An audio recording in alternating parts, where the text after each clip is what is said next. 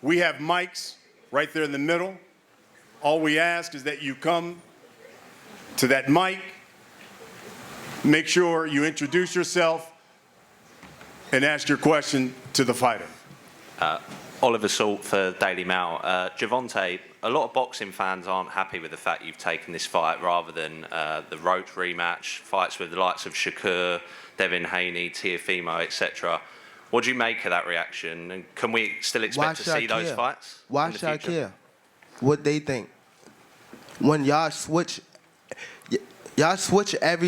somebody can have a bad day and y'all switching on who y'all favorite fighter is or who this person is supposed to fight. Like y'all need to sit back and be fans and just enjoy the sport. Like y'all even talk about people's personal lives. Like why when it come to that? Can we still expect to see any of those fights in the future, though? And y'all keep talking about fighting somebody. Didn't he just have a fight? And what happened? What happened? He won, right? But how he look in it? Exactly. But y'all say some different shit when it's me, right? Cause y'all want me to lose. When y'all see people in that limelight too long, they want to take that they want somebody else to come take that spot. That's why it's always like, come on, bro. That's what happened with Floyd. Y'all seen him too much, and once y'all seen him so much, y'all start hating on. Like it turned from love to hate. Next question. How you doing, Tank? Jake MacArthur from Casual Corner. Tank, are you going to be retiring? If not, who could we see you fight next year? Right now, I don't know what I'm doing. I'm just, doing me right now. Okay. And for Jake, is Canelo still on your list after the loss? Yeah, 100%. That's another one of the biggest fights that can be made in boxing. And after I beat this guy, Canelo's on the list for sure. It's Kevin Garcia, a.k.a. the Puerto Rican Kid, KG. And my first question is for Tank. Tank, so obviously, you're fighting Jake, and this is the fight that's in front of you. That's what you focused on now. But I got to ask you, he's a bigger dude. You acknowledge that. He's stronger. He's got the size advantage. Let's say he were to knock you out. Do you think that impacts your legacy? Or even lose? Just a loss to Jake Paul. What kind of impact do you think that has on your legacy?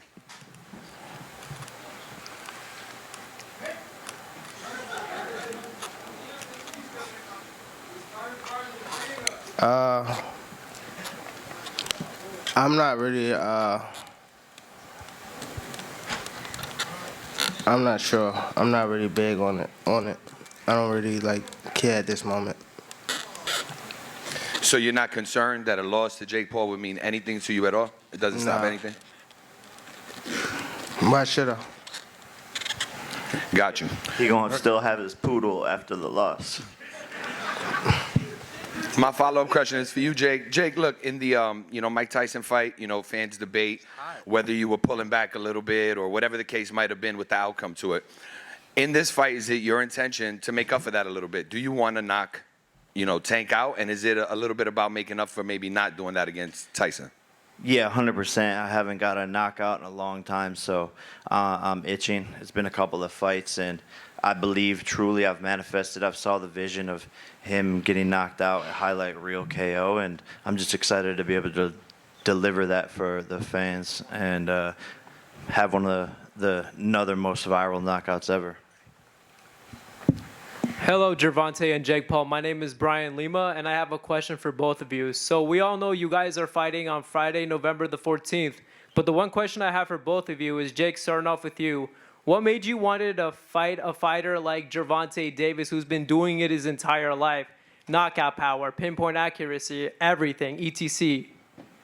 Yeah, no, I mean, I've talked some shit to him, but I honestly respect him a lot as a fighter, as an entertainer, and he's one of the only other biggest name in America. Me and him are the biggest names in America in terms of boxing, so it only makes sense to fight. It's a challenge for me. It's a step up in my career, and because of the size and everything, that's what makes this a 50-50 fight. I always love challenging myself and doing the biggest events and partnering with Netflix and putting on shows, so that's what this is all about, and I put him on my list 4 years ago of someone that I would fight, and I just made it come true. Thanks, Jake. And Gervonta, my question for you is, you could have fought anybody on the top rankings. What made you wanted to fight somebody like Jake Paul that has the size, the reach, and everything? Like, what made you wanted to choose somebody like Jake Paul?